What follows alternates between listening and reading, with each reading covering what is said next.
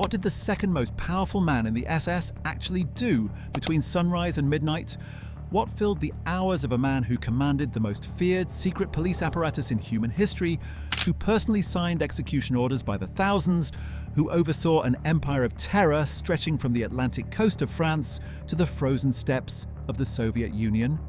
The name Ernst Kaltenbrunner may not carry the same instant recognition as Himmler, Göring, or Goebbels, but in terms of raw operational power over life and death, few men in the Third Reich came close.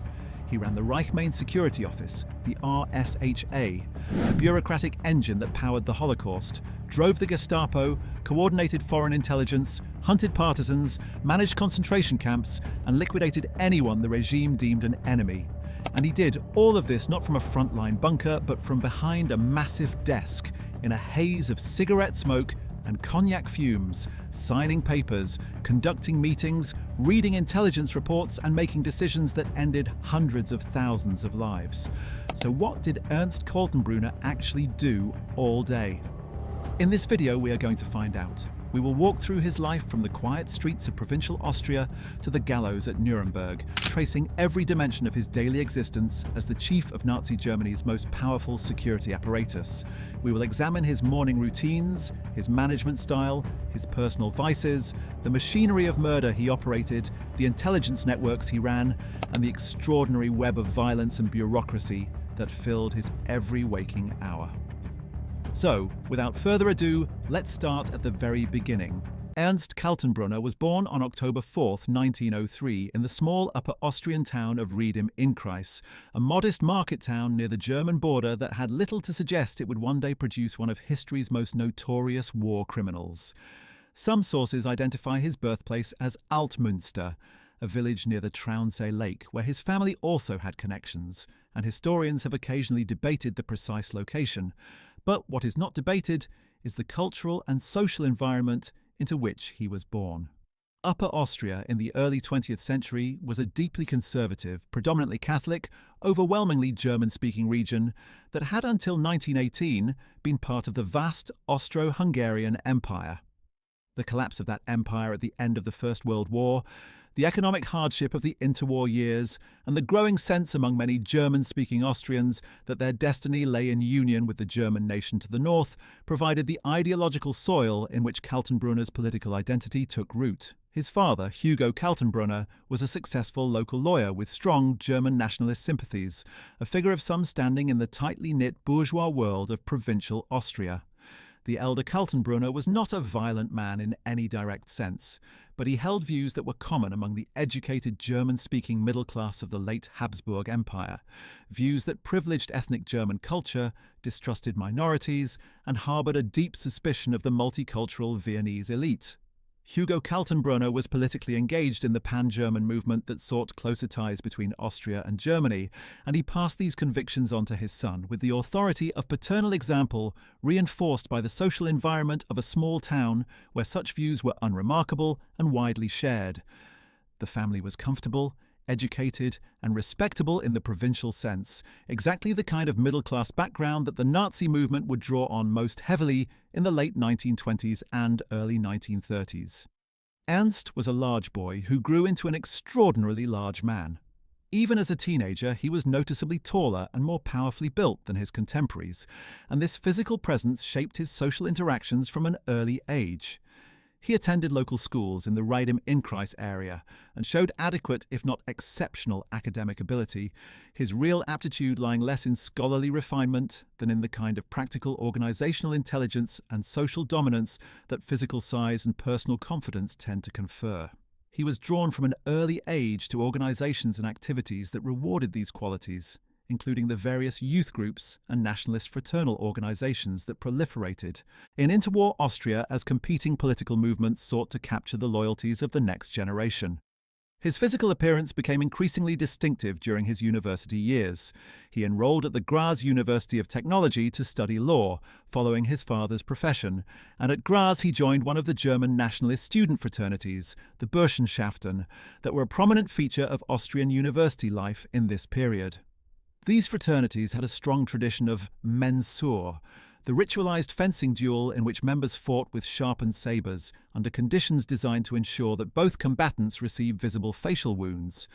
The resulting scars, called Schmisse, were worn as badges of honor by fraternity members, visible proof of courage and commitment to the code of the Corps. Kaltenbrunner accumulated multiple significant facial scars through this practice, scars that combined with an additional injury sustained in an automobile accident to give him, by his mid-20s, the deeply scarred, intimidating visage that would mark him for the rest of his life. These scars were not a source of embarrassment to him, but rather the opposite. In the cultural context of German nationalist fraternities, they were marks of distinction, evidence of the willingness to accept physical risk in service of one's honor and one's community. At Graz, he also absorbed the particular mixture of German nationalism, anti-Semitism, and anti-Marxism that dominated Austrian fraternity culture in the 1920s. The universities of interwar Austria were hotbeds of right-wing nationalist politics, and the fraternities served as organizational training grounds for a generation of men who would go on to play significant roles in Austrian and German fascism. Kaltenbrunner graduated with his law degree in 1926 and took up work as a practicing lawyer in Linz, the Upper Austrian capital that was also, coincidentally, the city where the young Adolf Hitler had spent much of his adolescence. The cultural and political atmosphere of Linz in the late 1920s was heavily saturated with pan-German nationalism, and Kaltenbrunner found himself professionally and socially embedded in precisely the milieu most susceptible to the National Socialist movement that was gaining strength in Germany just across the border. By 1930, he had joined the Austrian branch of the National Socialist German Workers' Party, the NSDAP, receiving party membership number 300,179. By 1931, he had also enrolled in the Schutzstaffel, the SS, receiving membership number 13,039. At this point in its existence, the Austrian SS was an underground organization, illegal under Austrian law, which added an element of genuine risk to his political commitment. The Austrian government under Chancellor Engelbert Dollfuss and later Kurt Schuschnigg actively suppressed the Austrian Nazi Party and its affiliates, treating them as subversive agents of a foreign power, which, in a meaningful sense, they were. To be an active SS member in Austria in the early 1930s was to accept the real possibility of arrest, prosecution, and imprisonment. Kaltenbrunner accepted these risks with apparent equanimity, a quality that distinguished him from the many opportunists who joined the Nazi movement only when it was clearly winning and carried no personal cost. Throughout the early 1930s, Kaltenbrunner threw himself into underground Nazi organizing with an energy that attracted the attention of the Austrian and German SS hierarchy. He was repeatedly arrested by Austrian authorities, spending time in prison in 1934, 1935, and 1937, each incarceration only intensifying his commitment to the cause rather than deterring it. The 1934 arrest came in the aftermath of the failed Nazi putsch of July 25, 1934, in which a group of Austrian SS men assassinated Chancellor Dollfuss but failed to seize control of the government. Kaltenbrunner was not among the direct participants in the assassination, but was swept up in the subsequent crackdown on the Austrian SS. He used his legal training to navigate the Austrian judicial system and to assist fellow arrested Nazis, building networks and loyalties in the process. He was a skilled organizer with a talent for identifying useful people and drawing them into his circles, and he combined this with a physical presence that commanded attention and a ruthless capacity for operational thinking that the SS hierarchy found valuable. During his periods out of prison, Kaltenbrunner worked systematically to expand the Austrian SS network, building a covert organization that maintained regular contact with the SS headquarters in Munich and Berlin, while operating clandestinely within Austria's borders. This was genuinely dangerous work that required operational security, reliable communications, the management of informants and agents, and the ability to coordinate activities across a network of people who could not meet openly or communicate through normal channels. In managing all of this, Kaltenbrunner was essentially running a small intelligence and paramilitary organization, developing the skills in covert organizational management that would later serve him at the RSHA. The Austrian SS was his training ground, and the lessons he learned there about the management of secret networks, the use of informants, the importance of bureaucratic record-keeping even in clandestine operations, were lessons he would apply throughout his career. His relationship with Heinrich Himmler, who ran the SS empire from Berlin, became increasingly direct as the 1930s progressed. Himmler recognized in Kaltenbrunner a useful instrument, a man with deep local roots in Austria, a proven willingness to accept personal risk, genuine organizational talent, and an ideological commitment that went beyond mere opportunism. By 1937, Kaltenbrunner had been promoted to SS Brigade Führer, a general officer rank, and was serving as the senior SS commander in Austria, the most important single position in the Austrian Nazi underground. He was operating his own intelligence network, coordinating with the German SD, the Nazi Party Intelligence Service, and maintaining contact with German government officials who were quietly working toward the absorption of Austria into the Reich. This was not simply fanaticism, but a coherent political and organizational operation conducted over years, and Kaltenbrunner sat near its center. It is worth pausing here to ask what kind of man Kaltenbrunner was in personal terms during this period, before the structures of total power gave his worst impulses unlimited institutional support. Contemporary accounts describe a man of powerful physical presence and considerable personal charisma of a specific kind, the charisma of force rather than of charm. He was not suave or elegant in the manner of someone like Reinhard Heydrich, who could be socially graceful when it suited him. Kaltenbrunner was blunt, direct, and sometimes crude, a man who expressed himself in the straightforward language of a provincial Austrian lawyer rather than the more refined idiom of the Berlin SS intellectual elite. He had a loud, commanding voice and used it freely. He could be intimidating not through calculated menace, but through the simple reality of his physical size and the intensity of his manner. Those who worked closely with him in the Austrian period speak of a man who inspired genuine loyalty among his subordinates through the combination of personal authority and demonstrated commitment to the cause, a man who had shared the risks of underground organizing and who therefore commanded a kind of respect that purely career opportunists could not access. He was also, from relatively early in his adult life, a heavy drinker.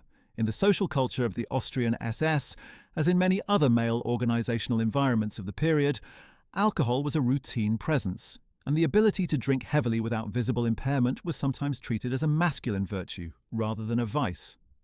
Kaltenbrunner's capacity for alcohol was exceptional. He favored cognac and schnapps, and the quantities he consumed on a regular basis would have been disabling for most people. Associates and subordinates from throughout his career note the drinking with a consistency that makes it clear it was a defining characteristic rather than an occasional excess. The remarkable thing, from a purely physiological standpoint, is how functional he remained despite his alcohol consumption. He did not become sloppy or incoherent in the way that heavy drinkers often do. He held meetings, made decisions, reviewed documents, and managed complex operations while consuming amounts of alcohol that would have rendered most people incapable. Whether this reflects an extraordinary physical tolerance or a capacity for compartmentalization that could maintain operational effectiveness despite intoxication is difficult to say from the historical distance, but the drinking was both constant and apparently non-debilitating throughout most of his career. When the Anschluss finally came in March 1938, Kaltenbrunner was ready, as German troops crossed the Austrian border on March 12, 1938, and Nazi flags appeared on public buildings across the country within hours. He moved quickly to consolidate his position in the new order. He had been directly involved in the final negotiations and pressures that preceded the German takeover, meeting with the Austrian Nazi leadership and with emissaries from Berlin in the weeks leading up to the event to coordinate the smooth transition of power. When German troops entered Austria, Kaltenbrunner was already positioned to move immediately, and he did. He played a direct role in the immediate arrest of political opponents, Jews and others, designated as enemies of the regime in the first frantic days of Austrian integration, helping to direct the early wave of arrests that swept through Vienna and the provincial capitals in the days following the Anschluss. The Austrian state security apparatus was rapidly merged with its German equivalent, and Kaltenbrunner emerged from the transition as the higher SS and police leader for the Danube region, covering Austria and the adjacent territories. This made him effectively the top security official in Austria, reporting directly to Himmler and operating with sweeping powers over the lives of millions of people. He was simultaneously a prominent political figure in the new Austrian landscape, serving briefly in the Austrian government apparatus before the distinction between Austria and Germany was formally abolished, and the country was fully integrated as the Ostmark, or Eastern March, of the Greater German Reich. He was only 34 years old, and he commanded a security empire that would have seemed impossibly grandiose to the underground organizer of just a few years earlier. What does a higher SS and police leader actually do all day? The question is relevant because Kaltenbrunner spent nearly 5 years in this role before his promotion to the RSHA, and the habits and methods he developed in Austria would carry forward into everything that followed. His daily work in this period involved overseeing the coordination of the SS with the regular German police force, supervising the operations of the Gestapo and SD in the region, managing the relationship between the Nazi Party apparatus and the security services, and ensuring that the various waves of persecution and exploitation that characterized early Nazi rule in Austria were implemented efficiently.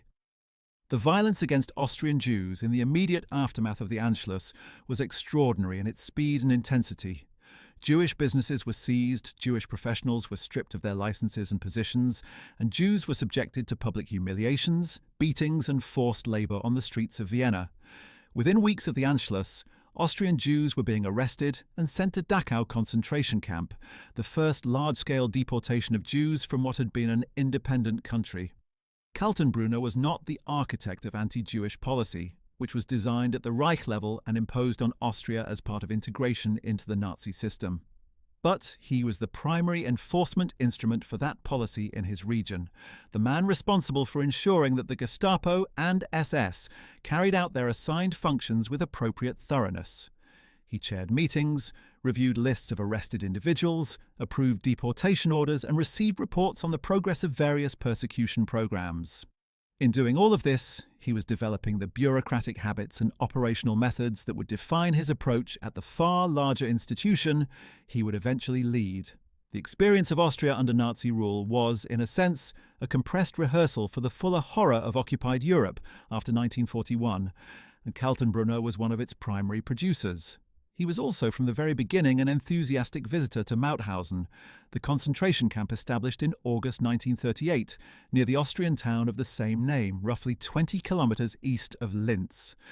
Mauthausen was one of the harshest camps in the entire system, classified as a Grade 3 facility, meaning it was reserved for the most incorrigible enemies of the Reich, those deemed incapable of rehabilitation and therefore suitable only for destruction through labor. The camp was built around a granite quarry, and prisoners were forced to carry enormous granite blocks up a steep staircase of 186 steps that became known as the Staircase of Death. Those who collapsed under their loads were often pushed off the top, a recreational cruelty that the guards practiced openly.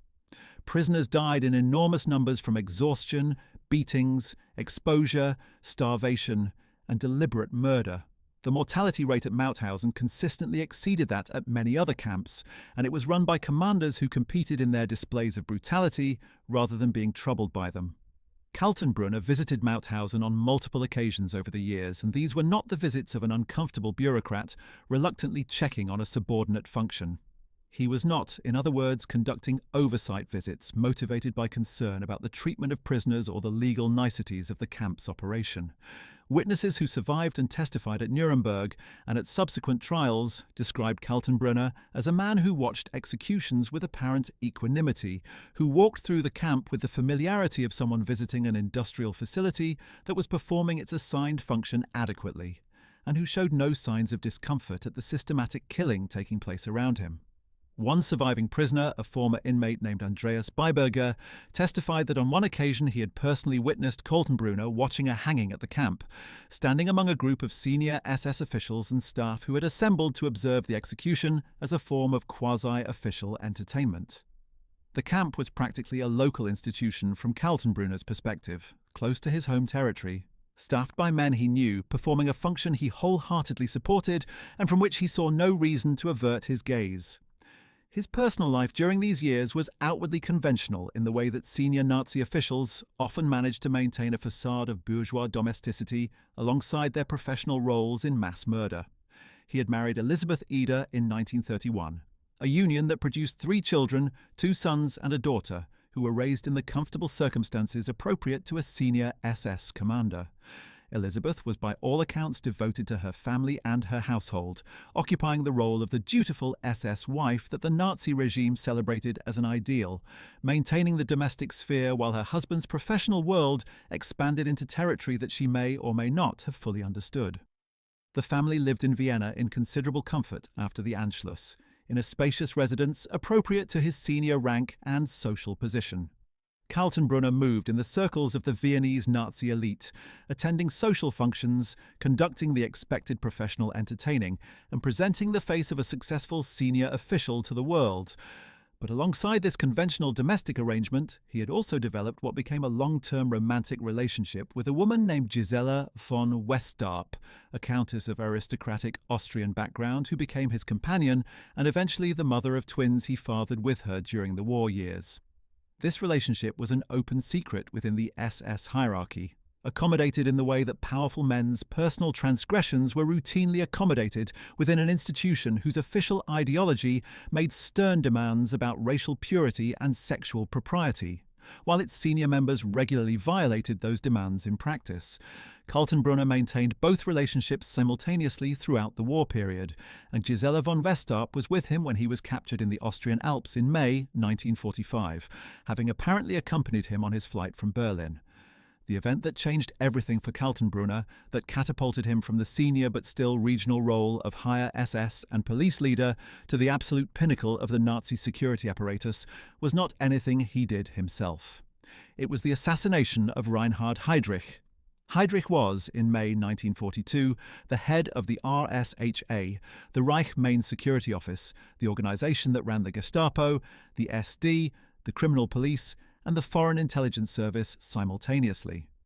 He was also the Reich Protector of Bohemia and Moravia, the effective ruler of the Czech territories under German occupation, a position of enormous political power that he had been using to build a personal empire of influence that some within the Nazi hierarchy found threatening.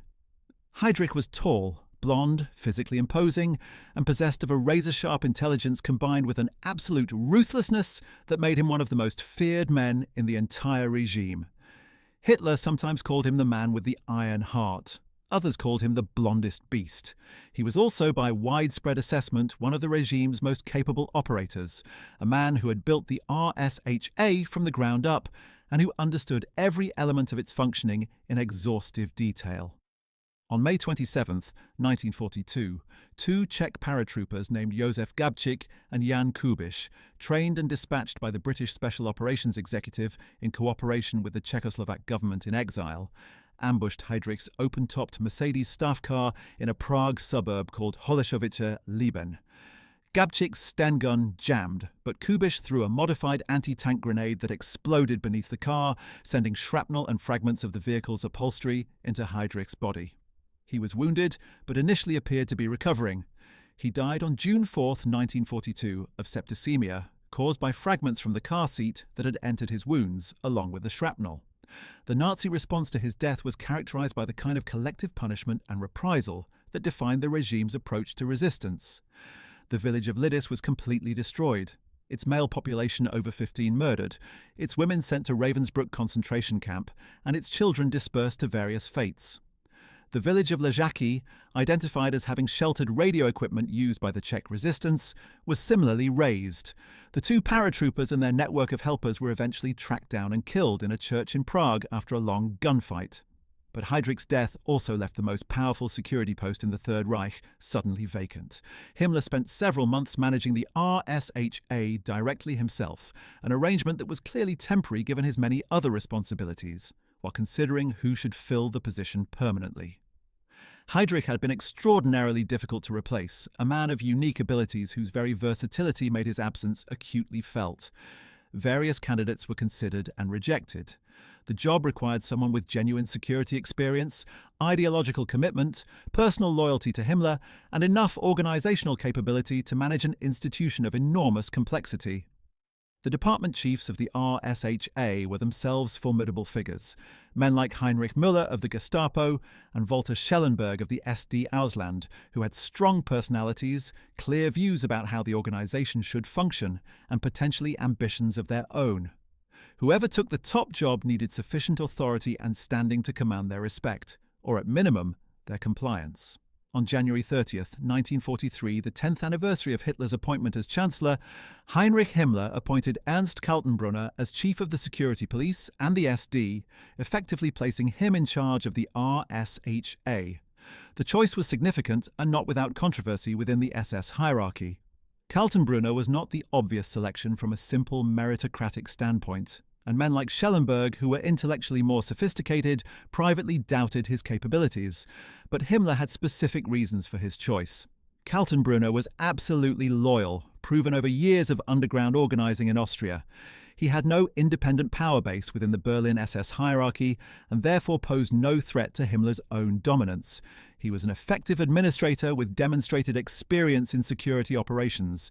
And he was, crucially, not Heydrich, not a man of such towering ability and ambition that he might eventually become a rival rather than a servant. Himmler wanted an instrument, not a potential successor, and in Kaltenbrunner he found one. It was a momentous appointment, and it immediately raised the question of whether Kaltenbrunner was truly capable of filling the shoes of the man with the iron heart. The honest answer, which emerges clearly from the historical record, is that Kaltenbrunner was a very different kind of leader than Heydrich, but not necessarily a less effective one within the particular context of a regime already committed to genocide and terror.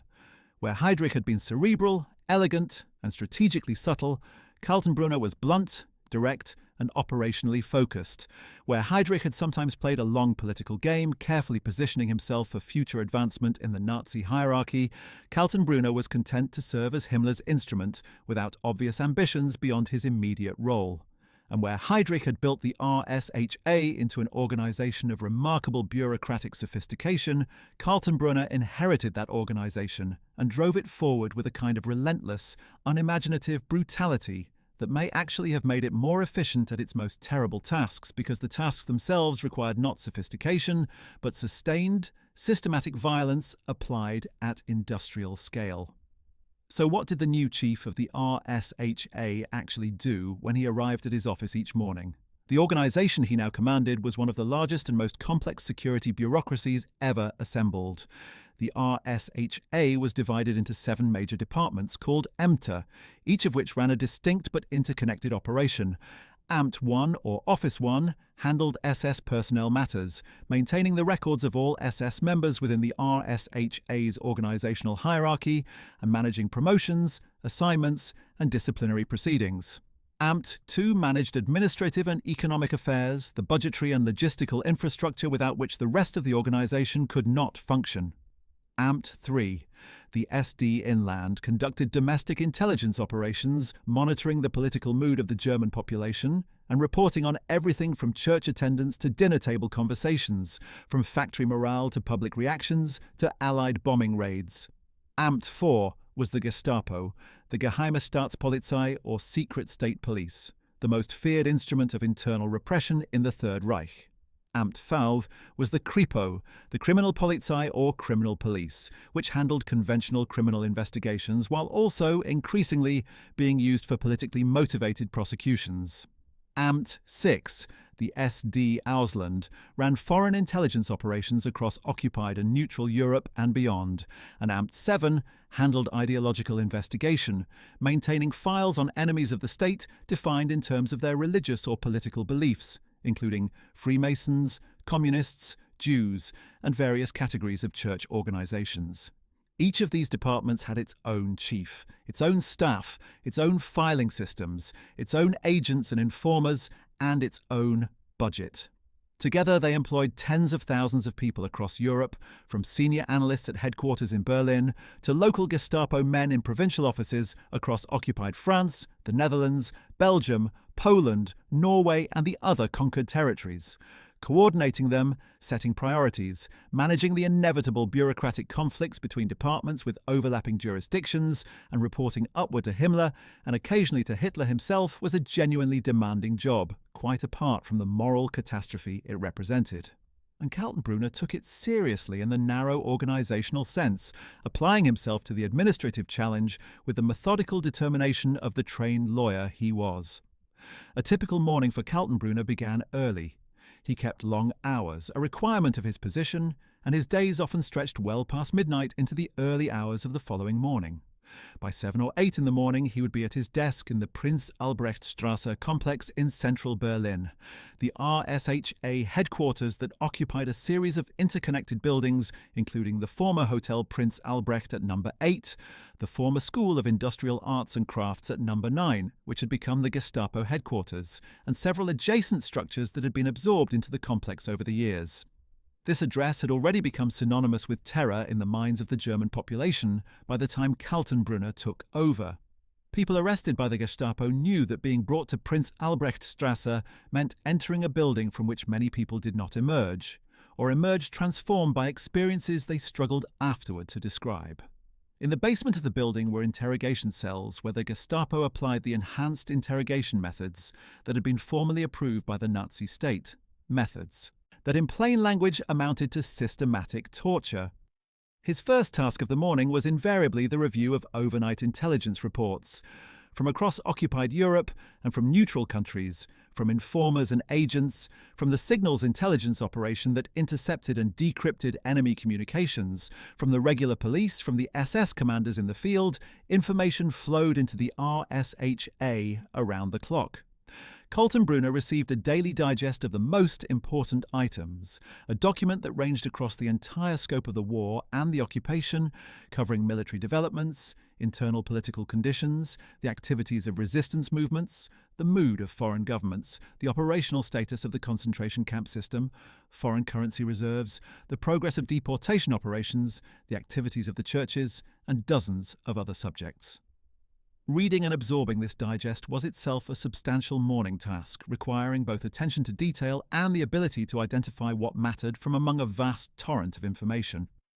Alongside the General Intelligence Digest, he received the reports specific to each major department. From Amt 4, the Gestapo, he received regular reports on arrests, interrogations and executions, as well as updates on the major active investigations, which might involve resistance networks in France or the Netherlands, communist cells in Germany itself, suspected conspirators against the regime within the military or government, or individuals who had been denounced by informers for making anti-Nazi remarks.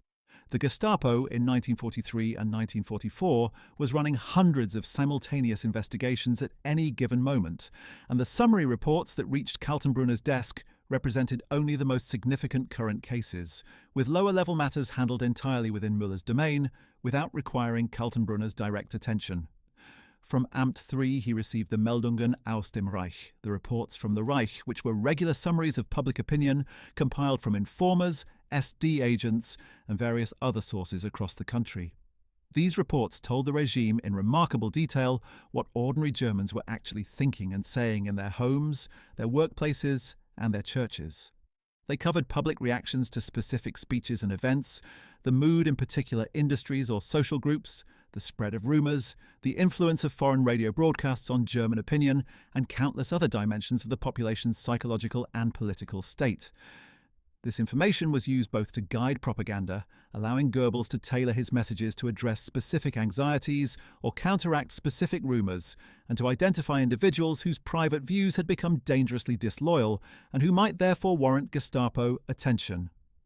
From Amt 6, he received updates on foreign intelligence operations, the activities of agents in London, Stockholm, Ankara, Madrid, Lisbon, and other key neutral or enemy capitals, the analysis of intercepted diplomatic traffic, and assessments of enemy capabilities and intentions. Amt 6 under Walter Schellenberg was one of the most sophisticated operations in the RSHA, running a network of agents across Europe and beyond that included some remarkable operations. The so-called Cicero operation, in which an Albanian valet named Eliezer Basner, employed at the British Embassy in Ankara, photographed top-secret British documents using a camera concealed in his clothing, was an Amt 6 operation that ran from October 1943 to April 1944 and produced material of extraordinary sensitivity, including details of Allied planning for operations in the Mediterranean and even preliminary information about the Normandy landings. Kaltenbrunner received the intelligence from this operation and briefed Himmler and Hitler on it, though the regime's ultimate inability to fully exploit the material reflected broader failures in German intelligence analysis rather than any failure of the collection operation itself.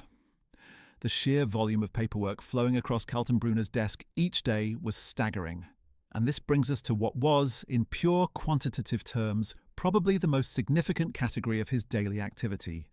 He was the man who signed a great deal of it. Among the most important categories of documents requiring his signature were the execution orders, the authorization for the killing of individuals who had been condemned either by formal proceedings of various kinds or often by purely administrative decision without any judicial process whatsoever.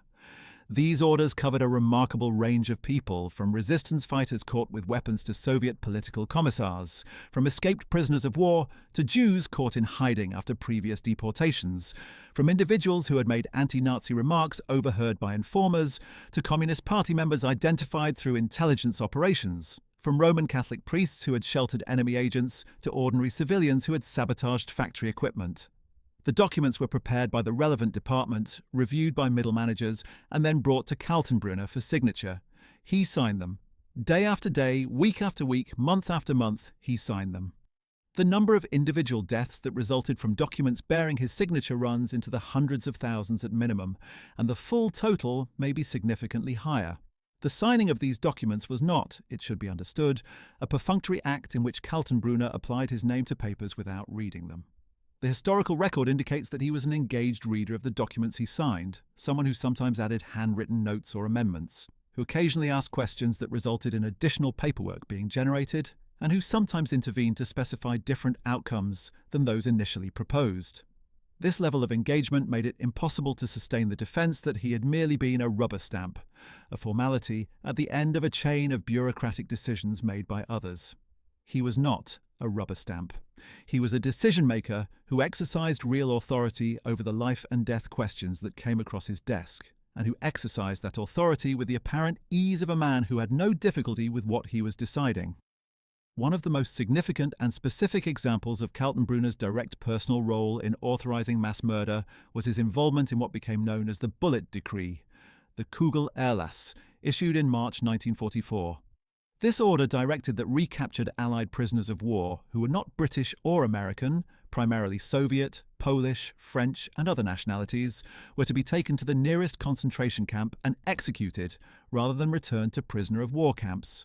The pretext was that such prisoners had demonstrated by their escape that they were security risks of a particularly dangerous category, and that returning them to standard prisoner of war facilities where they might escape again was an unacceptable risk to the security of the Reich.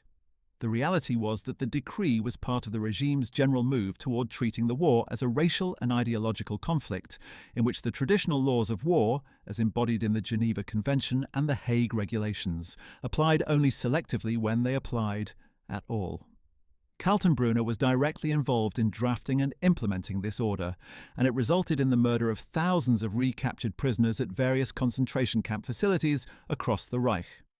An even more notorious application of this logic came in the aftermath of what became known as the Great Escape, the mass breakout from Stalag Luft III, a German prisoner of war camp for Allied airmen located near the town of Sagan in Lower Silesia, on the night of March 24th to 25th, 1944. 76 Allied officers escaped through a tunnel that the prisoners had spent months constructing in secret, one of the most elaborate escape operations of the entire war.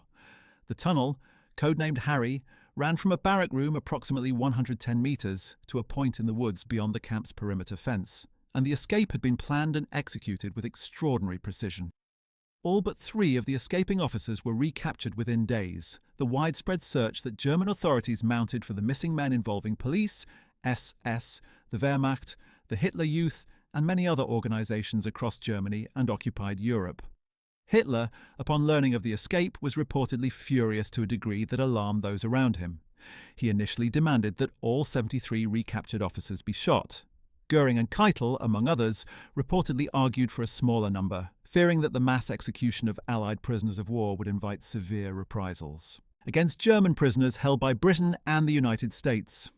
The eventual decision, in which Kaltenbrunner played a direct and decisive role, was that 50 of the recaptured officers would be executed and their murders subsequently disguised as deaths during attempted re-escape.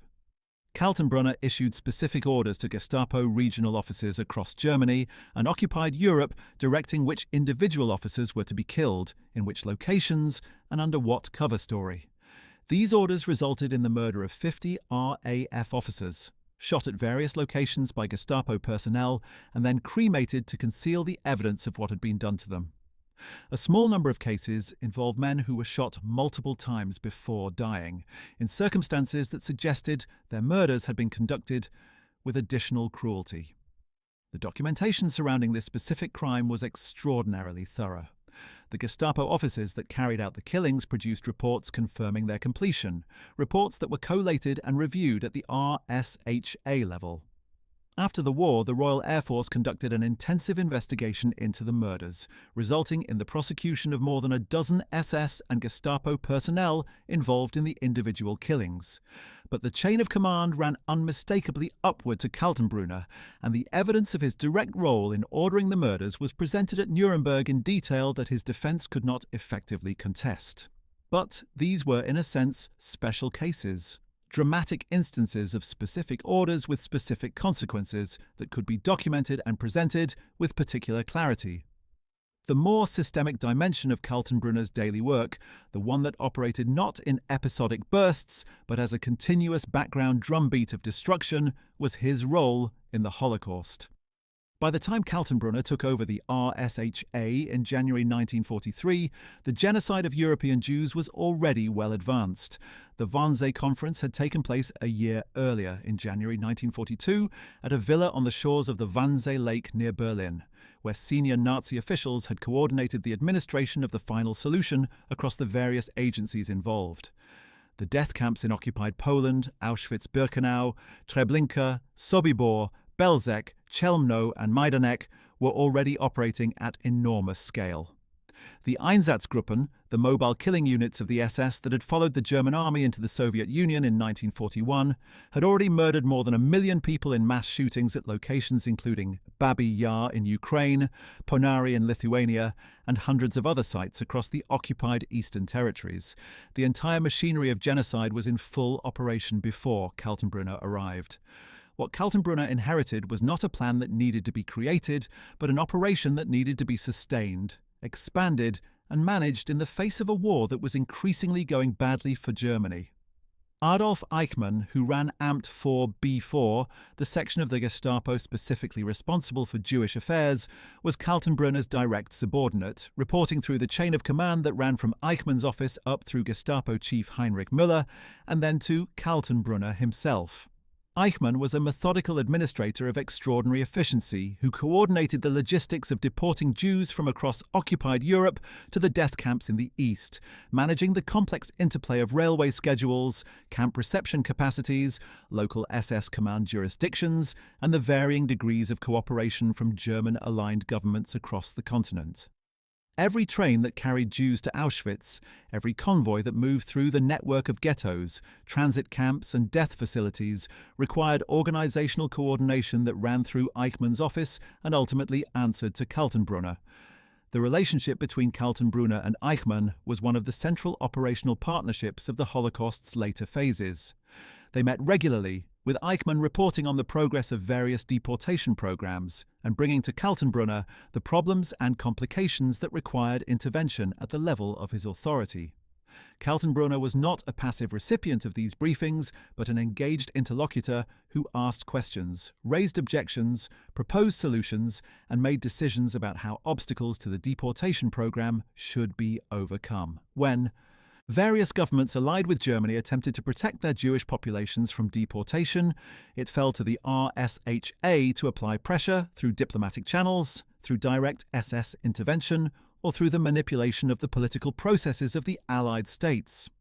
Kaltenbrunner was involved in these pressure campaigns at the highest level. The most dramatic single episode of this system during Kaltenbrunner's tenure was the deportation of Hungarian Jews in 1944. Hungary had been Germany's ally throughout most of the war, and its large Jewish population, numbering roughly 800,000 people, had remained relatively protected by that alliance and by the personal resistance of Hungary's regent, Miklos Horthy, to the deportation demands that German officials had been pressing for years. When Germany occupied Hungary directly on March 19, 1944, in Operation Margaret, all of that changed with terrifying speed.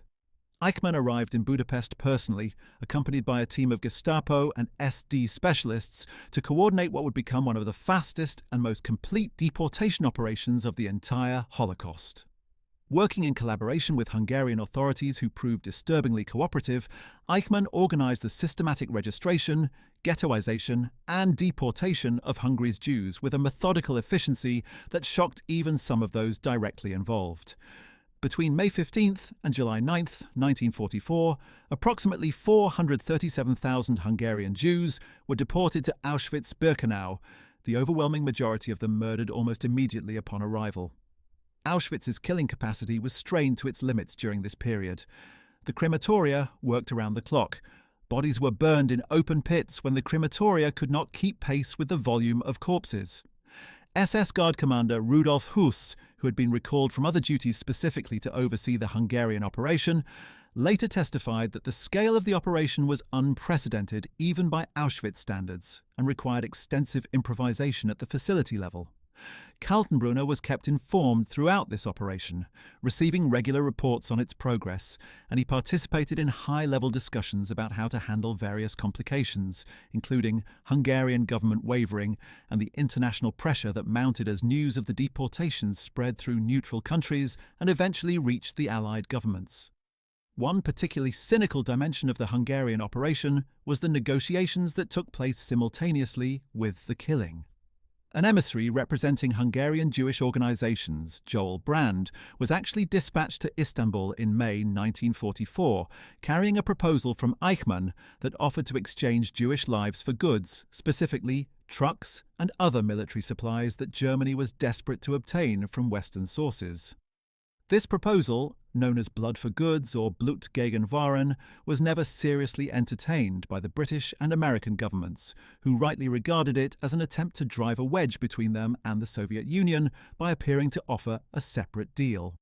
But the negotiations, such as they were, provided a cover of supposed diplomatic activity that ran concurrent with the actual mass murder of the people being nominally negotiated over. Kaltenbrunner was fully aware of this double track and participated in the regime's internal discussions about how the negotiations might be used without actually conceding anything that would slow the killing program. How did a man conduct all of this and still have time for the rest of his job? The answer lies partly in the bureaucratic structure of the RSHA, which was designed to function largely automatically, with Kaltenbrunner making high-level decisions and setting priorities, while the actual operational management was handled by the department chiefs below him. Heinrich Müller, known throughout the regime simply as Gestapo Müller, to distinguish him from the many other Müllers in the Nazi apparatus, was one of the most capable and fanatical administrators in the entire system. A former police official who had developed his craft in the Weimar-era Bavarian political police before being absorbed into the SS and Gestapo, Müller was a man of almost no discernible ideological conviction beyond a profound dedication to the efficient functioning of the security apparatus he ran. He had served Social Democrats and centrists in the Weimar period with the same professional commitment he brought to serving the Nazis, a quality that reflected either a complete absence of political principle or an understanding of his role as a professional instrument that transcended its masters. He needed little supervision from Kaltenbrunner and drove his organization with a ferocity that was remarkable, even by RSHA standards. Walter Schellenberg, the brilliant and ambitious chief of Amt 6, the Foreign Intelligence Service, was a very different character. A man of genuine intellectual sophistication and strategic vision who was one of the most competent intelligence officers produced by the Nazi system. Schellenberg had been Heydrich's protégé and had built Amt 6 into a genuinely capable foreign intelligence operation through a combination of organizational talent and personal brilliance. He maintained a difficult relationship with Kaltenbrunner, whom he regarded privately as intellectually inferior and organizationally crude, a view he expressed carefully enough to avoid professional consequences, but clearly enough that it survived in the memoirs he wrote after the war. Kaltenbrunner, for his part, was aware of Schellenberg's estimation and responded to it with a particular mixture of contempt and watchfulness that the powerful reserve for subordinates they distrust. Despite their mutual antipathy, they maintained a working relationship that allowed Amt 6 to continue functioning effectively under Kaltenbrunner's nominal command. Arthur Neighbour, who ran Amt 5, the criminal police, had a complicated wartime history that made his position in the RSHA peculiar. Neighbour had commanded Einsatzgruppe B in the Soviet Union in 1941, one of the mobile killing units responsible for mass shootings of Jews, Soviet officials, and others in the occupied Eastern Territories, and had been personally responsible for ordering the murder of tens of thousands of people. Yet he was also, simultaneously, connected to the German resistance to Hitler, maintaining cautious contacts with opposition figures even while participating in mass murder. He was eventually implicated in the July 20, 1944 plot against Hitler, arrested and executed in March 1945. His tenure under Kaltenbrunner was therefore the final chapter of a thoroughly compromised life, a man running a major security department while harbouring a secret affiliation with the regime's enemies. Beyond the formal structure of his office work, Kaltenbrunner maintained an extensive network of personal contacts across the SS, the military, the Nazi Party, and the German government. Cultivating these relationships was itself a significant part of his daily activity, requiring dinners, social occasions, telephone calls, and personal visits. Senior Nazi officials operated in an environment of intense political competition, in which personal relationships were often the decisive factor in who got resources, who had their jurisdiction protected from encroachment by rivals, and who survived the endless bureaucratic warfare of a totalitarian state where institutional boundaries were constantly contested. Kaltenbrunner was not naive about this reality, and invested considerable effort in maintaining useful alliances, particularly within the SS hierarchy, where Himmler's favour was the ultimate prize and access to Himmler's ear was therefore the ultimate bureaucratic advantage. His relationship with Himmler was central to everything he did. They met frequently, sometimes multiple times per week, in various locations that shifted as the war progressed, and headquarters moved in response to the deteriorating military situation. Himmler was an obsessive micromanager who had strong opinions about everything from SS racial standards to biodynamic farming to the occult symbolism of SS ceremonies, while Kaltenbrunner was more narrowly focused on the security and intelligence work that defined his job.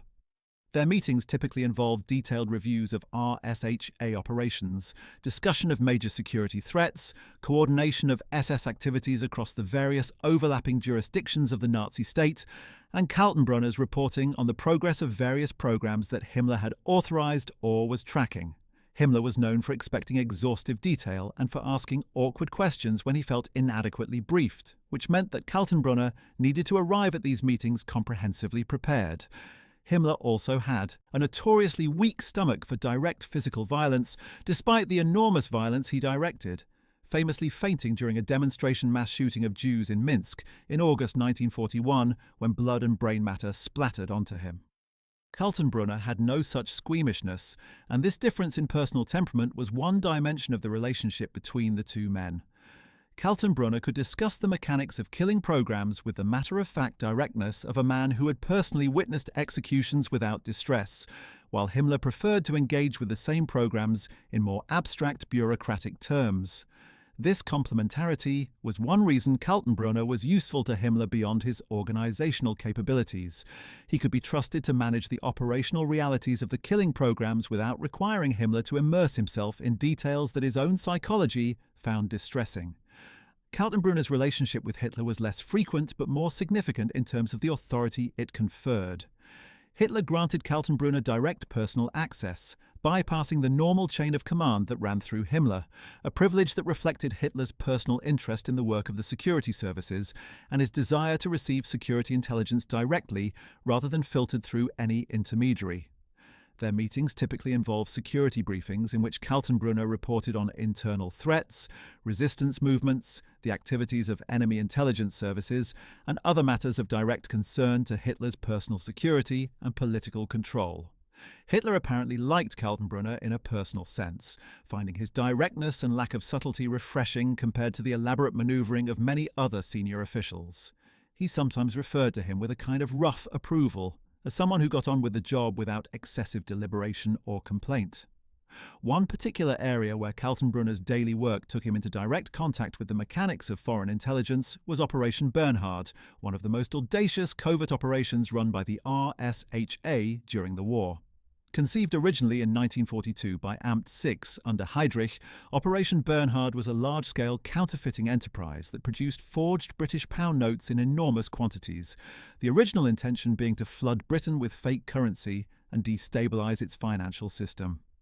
The operation was named after Bernhard Krüger, the SS officer who managed it day to day. It was run out of workshops staffed by prisoner specialists, mostly skilled Jewish printers, engravers and banknote technicians selected from concentration camps for their technical expertise, who were housed initially at Sachsenhausen concentration camps Block 19, and later moved to a facility at Mauthausen's subcamp at Redl-Zipf, and then to Ebensee. These prisoners were kept alive because they were useful, but they lived under the constant shadow of what might happen to them if their usefulness ended or if the operation's security was compromised. The actual economic destabilization plan proved impractical as a standalone strategy, partly because the British economy proved more robust than the planners had anticipated, and partly because the logistical challenge of actually distributing enormous quantities of forged notes through a wartime economy presented difficulties that were never fully solved. But the forged pounds proved extremely useful for other purposes. They were used extensively to pay intelligence agents across Europe, who required payment in a currency more reliable than the increasingly worthless Reichsmark. They were used to purchase materials through neutral countries. They were used to fund the activities of German intelligence networks in Britain itself through intermediaries. And later in the war, they were also used to forge American dollar bills, though the quality of the dollar forgeries never matched that of the pound forgeries. Kaltenbrunner received regular reports on Operation Bernhard and was involved in decisions about the direction of the operation and the strategic deployment of its products. When difficult decisions arose about the fate of the prisoner workers, including toward the end of the war when the question became what to do with them as Allied forces approached, Kaltenbrunner was among those involved in discussions about their disposition. The absorption of the Abwehr into the RSHA in 1944 was itself a major expansion of Kaltenbrunner's empire that significantly increased his workload and organizational responsibilities. The Abwehr had been the Wehrmacht's military intelligence service since before the war, a rival organization to the SD that had often clashed with the SS over jurisdiction, resources, and the right to conduct foreign intelligence operations.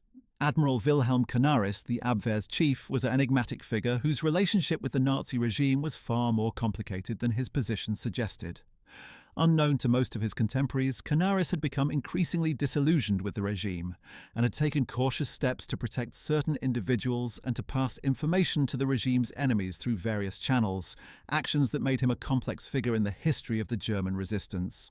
When Canaris's connections to resistance networks became too evident to ignore. In the early months of 1944, he was placed under house arrest and eventually relieved of command in February 1944. Nor the subsequent investigation, intensified after the July 20, 1944 plot, eventually led to his arrest and execution in April 1945. The Abwehr's functions were distributed between Amt 6 and a new combined military intelligence organization, the Militärische Abwehr within the RSHA, with the SS gaining a substantial portion of the Abwehr's networks, personnel, and overseas operations. This represented an enormous windfall for Kaltenbrunner's organization, bringing in experienced intelligence officers, established agent networks, and operational files that represented years of investment in building intelligence capacity. Managing this integration, assessing which Abwehr personnel were genuinely useful and which were security risks given their previous service under Canaris, and rebuilding the merged networks on a firmer ideological footing were all tasks that fell to Kaltenbrunner and his department chiefs in the second half of 1944. It was also in July 1944 that one of the most dramatic events of the entire war occurred, an event that significantly shaped Kaltenbrunner's workload and public profile in the final year of the conflict. On July 20th, 1944, a group of German military officers, conservative nationalists who had concluded that the war was lost and that removing Hitler was the only way to save Germany from total destruction, carried out an assassination attempt at Hitler's Wolf's Lair field headquarters in East Prussia. The bomb, placed by Colonel Klaus Schenk von Stauffenberg in a briefcase under Hitler's conference table, killed 4 people and wounded several others, but Hitler survived, protected partly by the thick wooden conference table leg that had deflected some of the blast from where he was standing. News of the explosion spread quickly through the German command structure, and the carefully planned coup that was supposed to follow Hitler's death rapidly collapsed as it became clear that the Führer had survived. Von Stauffenberg and 3 of his co-conspirators were shot in the courtyard of the Bendler Block, the Wehrmacht operations headquarters in Berlin, in the early hours of July 21st, without any legal proceedings. But the full extent of the conspiracy was far larger, involving dozens of senior military officers, civilian officials, and former government ministers who had known about the plot or had made preparations to assume power after a successful coup. Identifying, arresting, interrogating, prosecuting, and executing all of these individuals was the task assigned to Kaltenbrunner and the RSHA, and it was a task he pursued with total commitment and considerable personal energy. The investigation that followed July 20th, 1944, was one of the most massive police operations in the history of the Nazi state.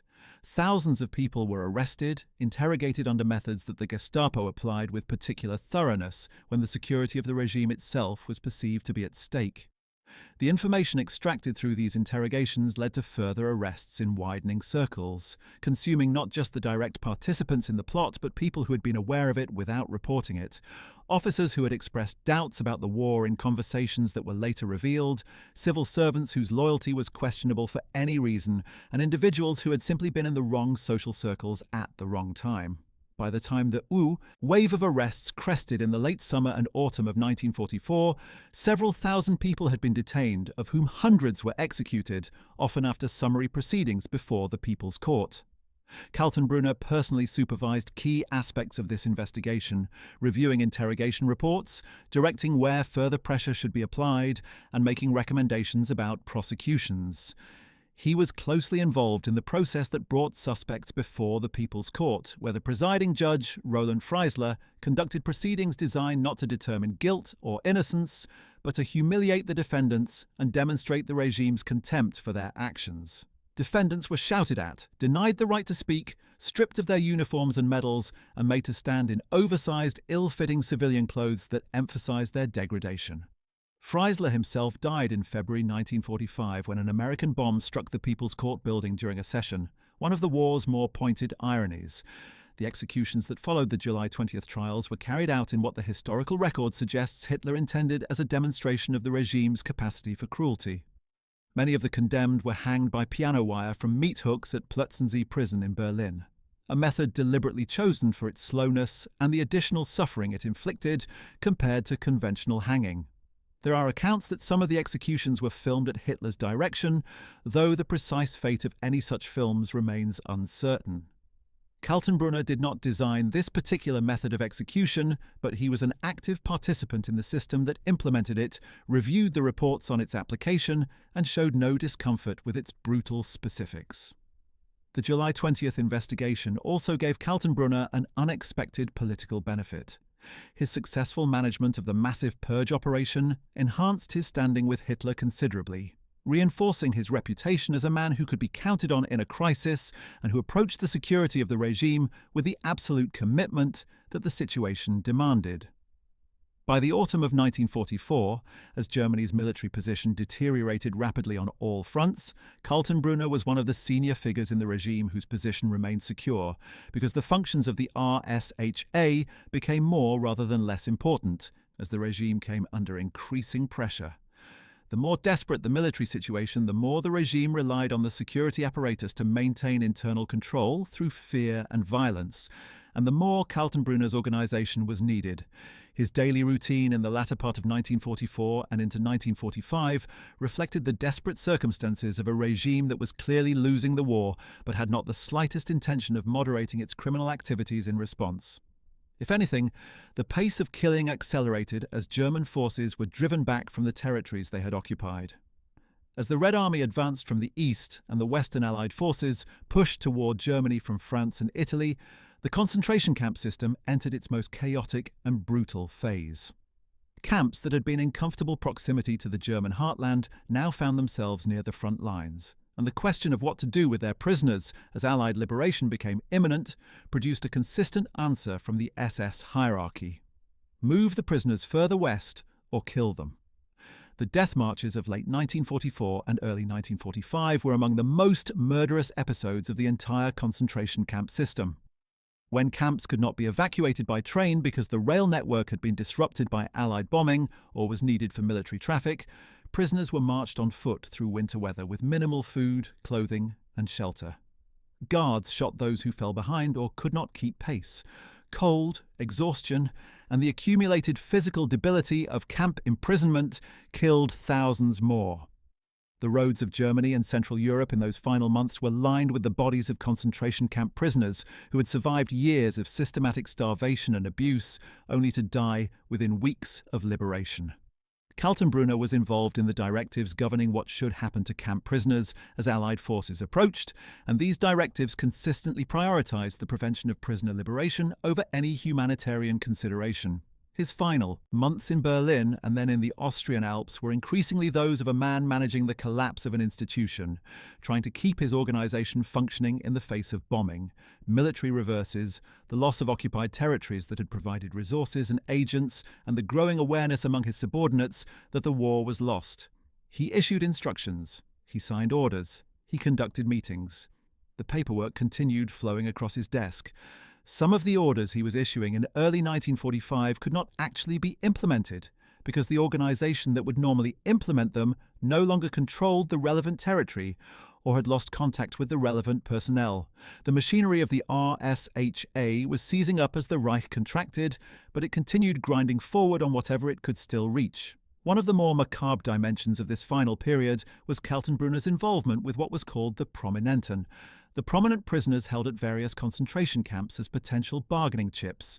This group included former German government officials who had fallen out of favour, members of the military resistance, political prisoners from across occupied Europe who had been kept alive because of their potential exchange value or their information value, and various other individuals whose fate was now in question as their camps faced liberation. Some were murdered in these final weeks on orders that came from the RSHA hierarchy. Others survived because local camp commandants chose to disobey their orders, either out of a belated humanitarian impulse or a calculation about their own post-war positions. The survivors of this group provided some of the most valuable testimony about the final phase of the camp system at subsequent war crimes trials. By April 1945, with Soviet forces entering Berlin and American forces crossing the Elbe, Kaltenbrunner had effectively abandoned the capital and moved south to the Austrian Alpine region that he had always regarded as his personal homeland. He established himself in the Altaussee area, a small resort town in the Salzkammergut region of Upper Austria that had also, coincidentally, been used as a storage facility for an enormous collection of art looted from across occupied Europe.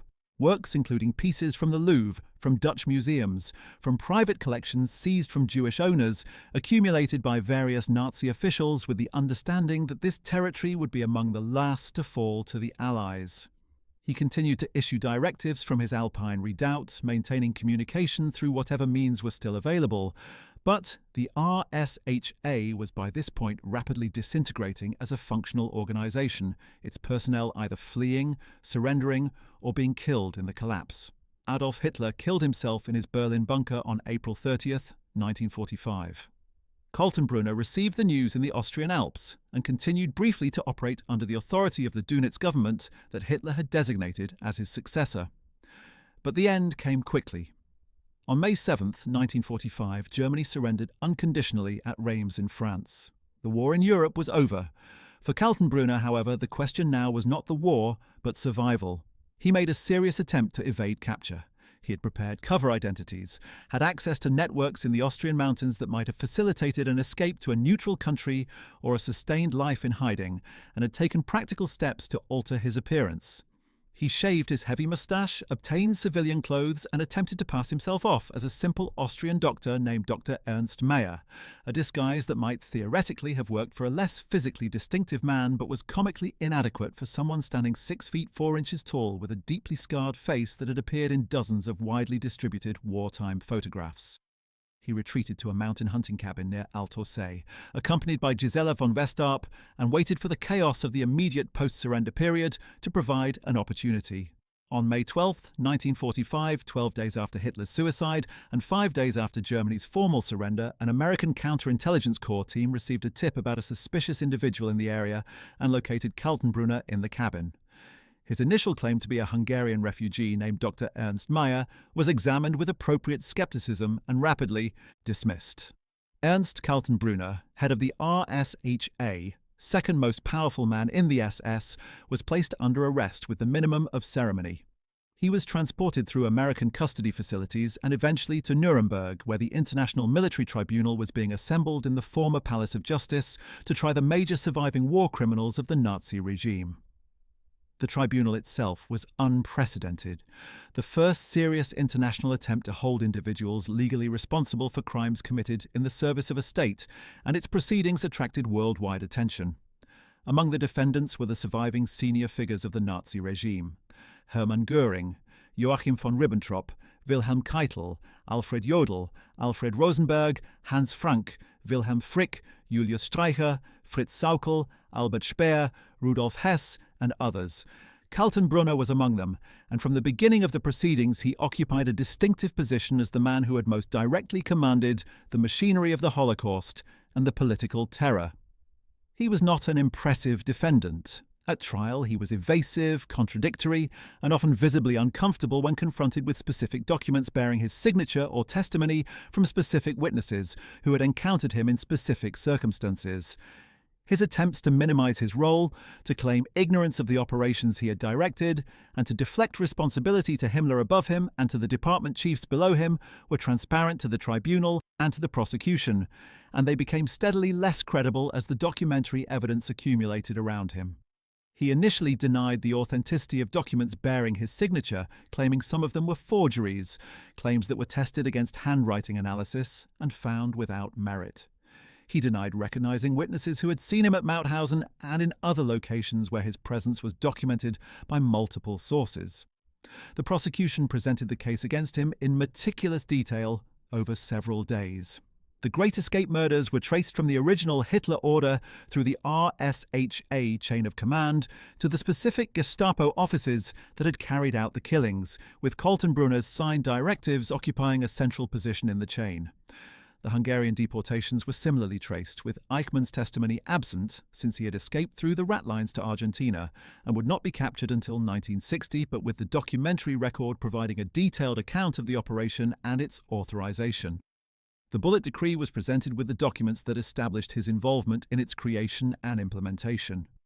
The evidence regarding Mauthausen drew on survivor testimony and the records of the camp itself. The Night and Fog Decree, the Nacht und Nebel order that directed that resistance fighters and other designated enemies from occupied Western territories were to disappear without trace. Their fate, unknown to their families, was also connected to the RSHA and to Kaltenbrunner's administration. His defense, managed by Dr. Kurt Kaufmann, was unable to effectively contest most of this evidence and instead fell back on a combination of factual denials and structural arguments about the nature of his role. The structural argument was that as RSHA chief, he had been merely an administrative coordinator, that the real decisions had been made by Himmler above him, that the operational execution had been handled by department chiefs below him, and that he had been essentially a transmitter of orders rather than their originator. The factual denials were simply contradicted by the documentary record. The structural argument, while containing a grain of truth, could not survive examination of the evidence showing Kaltenbrunner's active personal engagement in specific decisions about life and death across a wide range of operations. One moment at the trial stands out particularly in the historical account. When prosecutors confronted Kaltenbrunner with a signed document ordering the execution of a specific group of prisoners, he initially denied the signature. When handwriting experts confirmed it was authentic, he changed his position, suggesting the document might have been signed on his behalf by an aide without his knowledge. When confronted with additional documents showing a consistent pattern of such signatures across many operations, this explanation became increasingly implausible. The tribunal observed this pattern of denial, followed by adjustment, followed by further denial, with the patience of a court that had already seen a great deal of Nazi defendants attempting to navigate between documentary evidence and their own instinct for self-preservation. The verdict was returned on October 1, 1946. Kaltenbrunner was found guilty on all 4 counts of the indictment: conspiracy to commit crimes against peace, war crimes, and crimes against humanity. He was sentenced to death by hanging. Of the 21 defendants at the main Nuremberg trial, 12 received death sentences, including Kaltenbrunner. The sentence was executed on October 16, 1946, in the gymnasium of Nuremberg prison, where a temporary gallows had been constructed for the occasion. The executions were carried out through the night, beginning with Joachim von Ribbentrop, and proceeding through a list that included Keitel, Rosenberg, Frank, Frick, Streicher, Saukel, Jodl, and Seyss-Inquart. Kaltenbrunner was the last of the defendants to be executed, ascending the 13 steps to the gallows in the early hours of the morning. He made a brief statement before the trap dropped. He expressed a form of general regret, framed not as personal contrition for specific crimes, but as something closer to collective mourning for the fate of Germany. He spoke of having served his German people and his fatherland with good intention. He did not name any of his victims. He did not ask forgiveness from the families of the 50 RAF officers shot on his orders, from the survivors of the 437,000 Hungarian Jews deported to Auschwitz during his tenure, from the relatives of the thousands of prisoners executed under the bullet decree, from any of the hundreds of thousands of people whose deaths could be traced to documents bearing his signature. He died as he had spent his professional life, deflecting responsibility, framing himself as a servant of larger forces rather than an agent of his own choices. The man who hanged him was an American sergeant named John C. Woods, whose technical proficiency at the task was later questioned, with some accounts suggesting that his knot setting resulted in a longer and more painful death by strangulation for some of the men he executed. Whether this was the case for Kaltenbrunner specifically is not established with certainty in the historical record. His body, along with those of the other executed defendants, was cremated, and the ashes were disposed of in the Isar River to prevent any possibility of his grave becoming a site of Nazi memorialization. It was a reasonable precaution given what had happened at the graves of some other executed Nazis, and it ensured that whatever physical trace remained of Ernst Kaltenbrunner was dispersed into moving water and gone. He left behind 3 legitimate children and the twins he had fathered with Gisela von Westarp, a wife who had shared his name for 14 years, and a documentary record of his crimes so thoroughly established that it has never required significant revision in the 8 decades since his death. The historical judgment on Kaltenbrunner has been consistent. He was among the most directly responsible individuals for the Holocaust and the broader system of Nazi terror, a man whose administrative role at the RSHA made him in some respects more culpable in a practical sense than even his superiors, since it was his organization that provided the actual operational management of the genocide. His defenders at the time, and the occasional revisionist voice since, have argued that he was following orders from above, that Himmler and Hitler were the true decision-makers, and that Kaltenbrunner was a subordinate instrument rather than an autonomous agent of evil. This argument fails on multiple grounds. First, the documentary record shows clearly that he exercised genuine discretionary authority over life and death decisions at his level of command. Second, he had sought this position, rising to it through years of committed Nazi organizing. Third, he had shown no reluctance in carrying out his duties and no evidence of any attempt to moderate or subvert the programs he administered. Fourth, and perhaps most importantly, the logic of the orders from above defense, if accepted, would make accountability for mass crimes functionally impossible, since in any large bureaucratic killing operation there will always be someone above who gave the ultimate authorization. The Nuremberg tribunal specifically addressed and rejected this logic, establishing the principle that following orders does not absolve individuals of responsibility for crimes against humanity. What did Ernst Kaltenbrunner actually do all day? He ran an empire of terror. He signed death warrants over morning coffee and received intelligence reports in the afternoon. He managed department chiefs who supervised the deportation of Jews and the interrogation of dissidents, who ran spy networks in neutral countries and counterfeiting operations in concentration camp workshops. He visited execution facilities and inspected concentration camps and met with Himmler to discuss the progress of programs whose ultimate objective was the murder of entire categories of people. He cultivated political relationships and managed bureaucratic conflicts and maintained a vast organizational machine that required his constant attention and direction.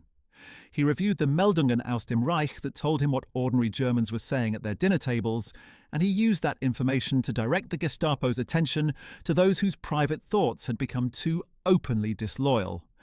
He briefed Hitler on the security situation and received from Hitler the authority to continue programs whose effects he understood completely. And he did all of this while drinking prodigious quantities of cognac, maintaining a scarred and imposing physical presence in offices and conference rooms across Berlin and Vienna and the Austrian mountains, and apparently believing, at some level, that the Nuremberg proceedings could not fully illuminate that what he was doing was not only permissible, but necessary and right. The capacity of human beings to commit atrocities while maintaining their self-image as servants of a just cause is one of the most disturbing lessons of the 20th century, and Kaltenbrunner is among its most instructive examples. He was not a monster in the sense of being visibly different from human beings who do not commit mass murder. He was a lawyer, an administrator, an organizational manager, a husband and a father and a lover and a heavy drinker, and a political true believer who found a system, made himself indispensable to that system, and then operated within it with professional competence and ideological conviction, without the kind of moral imagination that might have allowed him to see the human reality of what the system was producing. The courtroom at Nuremberg where Kaltenbrunner was tried has since been converted into a museum, the Memoriam Nuremberg Trials, and visitors can see the defendant's dock where he sat and the courtroom where evidence of his crimes was laid out, document by document. The gymnasium where the executions took place was demolished decades ago, replaced by other structures. There are no memorials to Ernst Kaltenbrunner. There are no streets bearing his name, no rehabilitation movements seeking to revise the verdict history has passed on him. He left behind a scant personal legacy beyond the documentary record of his crimes, a record so thoroughly and definitively established at Nuremberg and in the subsequent decades of historical scholarship that it requires no significant revision. What he did leave behind, and what makes his story worth telling, is the evidence it provides about how ordinary institutional life, the meetings and reports and signing of documents and management of subordinates that fill the working day of any senior executive, can be put in service of extraordinary evil. Every morning he opened a folder of reports. Every morning he made decisions. Every afternoon he met with department chiefs and received briefings. Every evening he very probably had a drink or several and thought about what needed to be done tomorrow. The extraordinary thing, the thing that history demands we understand and remember, is what those mundane activities were in service of and what they produced. Well, that's it. Thanks for watching. We hope you found this video informative and thought-provoking. The story of Ernst Kaltenbrunner cuts to the heart of how the Nazi murder machine actually functioned on a day-to-day basis. Not through dramatic commands from a single all-powerful leader, but through the dedicated professional work of men like Kaltenbrunner, who combined organizational capability with total moral indifference to produce destruction on an almost incomprehensible scale. If you enjoyed learning about today's topic, make sure to check out our video about what happened to Germany's top field marshals after World War II, where you will find an equally in-depth look at the fates of the men who commanded Germany's armies on every front of the conflict. Don't forget to like this video, subscribe to our channel, and hit the notification bell to stay updated on more World War II content. Thanks for watching, and we'll see you in the next one. But to truly understand what Kaltenbrunner did all day, we must look more carefully at some of the specific operational domains that filled his hours, because the broad strokes of his role running the RSHA, overseeing genocide, managing intelligence operations, do not fully convey the granular daily texture of a job that was simultaneously vast in its scope and intensely operational in its requirements. Let us turn first to the domestic surveillance operation, because this is perhaps the least discussed dimension of the RSHA's work, and yet one of the most revealing about the kind of institution Kaltenbrunner was running. The SD Inland, Amt III under Werner Best, and later Otto Ohlendorf, maintained a surveillance network across Germany and the occupied territories that was unprecedented in its scope and ambition. Ohlendorf, who was himself a figure of extraordinary historical complexity, a trained economist who was also the commander of Einsatzgruppe D and therefore responsible for the murder of approximately 90,000 people in southern Ukraine in 1941 and 1942, ran Amt III with a particular interest in systematic data collection about German public opinion. The Meldungen aus dem Reich that reached Kaltenbrunner's desk each day were the product of this system. Reports compiled from thousands of SD informants embedded in German society, in workplaces, in churches, in schools, in bars and restaurants, in social clubs and professional organizations. These informants were not always ideologically committed Nazis. Many were simply people who had been recruited, sometimes under pressure, sometimes through financial incentive, to report on the conversations and attitudes they encountered in their daily lives. The result was a surveillance system of remarkable granularity that gave the Nazi leadership a more accurate picture of actual German public opinion than any totalitarian regime had previously been able to obtain.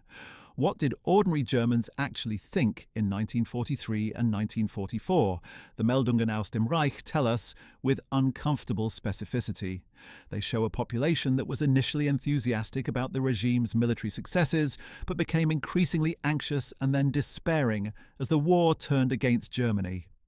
The defeat at Stalingrad in February 1943, the very month that Kaltenbrunner took over the RSHA, produced a wave of profound shock and demoralization that the regime's propaganda struggled to contain. The reports reaching Kaltenbrunner's desk in those weeks described the public mood in terms that the regime found deeply troubling: widespread doubt about the ultimate outcome of the war, increasing willingness to express criticism of the military leadership, if not of Hitler directly, and a growing fear of what would happen if Germany lost. Kaltenbrunner used this information in two ways: to inform his briefings to Himmler and Hitler about the state of home front morale, and to direct the Gestapo's attention toward those whose expressions of doubt had crossed the line from private anxiety into something that could be classified as defeatism or undermining the war effort, categories that carried severe legal consequences. The Gestapo's operations under Heinrich Müller were a central preoccupation of Kaltenbrunner's daily work, and understanding how the Gestapo actually functioned illuminates much about the texture of his responsibilities. The Gestapo of popular imagination, an omnipresent organization of professional snoopers with an agent behind every lamppost, was a myth. The actual Gestapo was a relatively small organization, chronically understaffed relative to the territories it was supposed to control, that depended heavily on denunciations from the general public for the information it needed to identify and arrest its targets. Research by historians, including Robert Galletli, has established that a substantial proportion of Gestapo cases, perhaps the majority in some regions, originated not from professional surveillance but from information provided by ordinary Germans who denounced their neighbours, colleagues, family members and acquaintances for a variety of motives, some ideological, some personal, some motivated by a genuine desire to support the regime, and some by entirely self-interested calculations about property, business advantage, or personal rivalries. This meant that Kaltenbrunner's organization was in a sense a partnership with the German population, operating not simply as an external instrument of terror imposed from above, but as an expression of social dynamics that the regime had deliberately cultivated. The culture of denunciation was something the Nazi state had encouraged from its earliest days, celebrating informers as model citizens fulfilling their duty to the national community, and by 1943 it had become deeply embedded in German social life. Kaltenbrunner received the fruits of this culture in the form of arrest reports and investigation summaries, and his daily work included reviewing the patterns of denunciation and arrest to assess whether the Gestapo's resources were being allocated to the most significant targets rather than being consumed by private vendettas or relatively minor infractions. The Jewish population within Germany itself had by 1943 been reduced to a small remnant of its pre-war size, as most German Jews had either emigrated, been deported, or been murdered. But the hunt for the remaining hidden Jews, those who had gone into hiding with the help of non-Jewish friends or had obtained false papers, was a continuing Gestapo preoccupation that Kaltenbrunner tracked closely. These hidden individuals, sometimes called U-boats in the slang of the time because they were submerged and invisible, were frequently discovered through denunciations. In Berlin alone, it is estimated that approximately 1,700 Jews survived in hiding through the end of the war, out of a much larger number who had attempted it, the majority of the others having been discovered and deported. Each discovery was an operational success for the Gestapo, each survivor a failure that Kaltenbrunner's organization had not achieved. That he would have considered it in these terms is not speculation, but a straightforward reading of the operational logic of the institution he led. His oversight of the Gestapo's operations in occupied Western Europe was another major dimension of his daily work. France, Belgium, the Netherlands, Denmark and Norway were all under German occupation, and in each country the Gestapo and SD maintained networks responsible for suppressing resistance, deporting Jews, and maintaining the security of German rule. The resistance movements in these countries, which ranged from the French resistance with its multiple competing organizations to the smaller but determined networks in the Netherlands and Norway, were a constant and growing security challenge. Kaltenbrunner received regular reports on resistance activities, on Gestapo operations against resistance networks, on the success and failure of various counter-resistance strategies, and on the specific cases of captured resistance members whose interrogation might provide information about their organizations. In France, the Gestapo's counter-resistance work produced some of the war's most infamous episodes. The arrest of Jean Moulin, the senior coordinator of the French resistance, in June 1943, shortly after Kaltenbrunner took over the RSHA, was a major operational success for the security services. Moulin was arrested at a meeting in Caluire near Lyon that had been betrayed to the Gestapo, brought to the Gestapo's regional headquarters at the Hotel Terminus in Lyon, and subjected to interrogation under the supervision of Klaus Barbie, the Gestapo chief in Lyon, who became known after the war as the Butcher of Lyon. Moulin died of his injuries either during interrogation or shortly thereafter, without revealing the information his interrogators were seeking. Barbie's activities in Lyon, while under the operational authority of the Gestapo hierarchy that ran upward to Kaltenbrunner's RSHA, illustrate the daily realities of the occupation security apparatus at the regional level, the torture of prisoners, the mass arrests, the deportations of Jews and others, all feeding into the reporting system that kept Kaltenbrunner informed of what his organization was doing across occupied Europe. The Night and Fog Decree, the Nacht- und Nebel-Erlass, was another instrument of Kaltenbrunner's daily administrative reality. Originally issued on Hitler's orders in December 1941 and administered through the SS and Gestapo hierarchy, the Night and Fog Decree directed that resistance fighters and other designated enemies from occupied Western territories were to disappear without trace. Instead of being tried by military courts and, if convicted, executed or imprisoned with notification to their families, individuals falling under the Night and Fog designation were to be transported to Germany secretly, tried in secret if tried at all, and held or executed without any notification to their families or national governments. The deliberate destruction of all information about the individual's fate was the defining feature of the decree. The goal was to make people vanish, to spread fear by ensuring that the families and communities of those taken could never know what had happened to them or hold any ceremony of mourning. Kaltenbrunner's RSHA administered this program, processing the individuals brought under it, maintaining the secrecy surrounding their fates, and ensuring that the machinery of disappearance functioned as its designers had intended. The anti-partisan operations that occupied a significant portion of the RSHA's capacity in the occupied Eastern Territories were yet another major strand of Kaltenbrunner's daily responsibilities. In the Soviet Union, Poland, Yugoslavia and Greece, partisan movements had developed into serious military forces by 1943 and 1944, tying down German rear area troops and disrupting supply lines. The SS's role in counter-partisan operations was substantial and documented in detail by the reports that reached Kaltenbrunner's desk. These reports regularly described operations in which partisan suspects were not simply arrested, but executed, along with civilian populations in the villages where they had been sheltered or were believed to operate. The logic of collective punishment, the execution of hostages, and the burning of villages in reprisal for partisan attacks was a standard feature of German anti-partisan doctrine in the Eastern Territories and was applied with a thoroughness that amounted to systematic terrorism against civilian populations. Kaltenbrunner received regular reports on major anti-partisan operations, including the detailed after-action reports that specified the numbers of partisans killed, the numbers of civilians executed as reprisal, the villages destroyed, and the quantities of weapons and supplies seized. These reports were presented in bureaucratic language that sometimes made the mass killing of civilians sound like a routine operational outcome, but the human reality behind the numbers was clear to anyone reading them. Hundreds of thousands of civilians died in anti-partisan operations in the occupied Eastern Territories, and the RSHA under Kaltenbrunner was one of the principal organs directing and coordinating these operations. His relationship with the German churches was another ongoing administrative preoccupation. The Nazi regime had attempted since its earliest days to subordinate both the Catholic and Protestant churches to state control, with mixed success. Both churches contained elements genuinely committed to accommodation with the regime, elements that maintained varying degrees of critical distance from it, and elements that actively resisted specific Nazi policies or the regime as a whole. The SD's domestic intelligence network maintained close surveillance of church activities, and the Gestapo periodically moved against churchmen whose public statements had crossed into active opposition to Nazi policies. Kaltenbrunner received regular reports on church activities and on the Gestapo's operations against specific clergy, and he made decisions about when to pursue legal action against churchmen and when to tolerate criticism that might be creating more political problems through prosecution than through the original statement.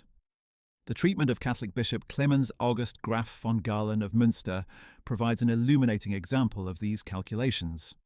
Von Galen had delivered a series of sermons in August 1941 explicitly condemning the regime's Action T4 program, the systematic murder of Germans deemed physically or mentally disabled, calling it murder and demanding that it be stopped.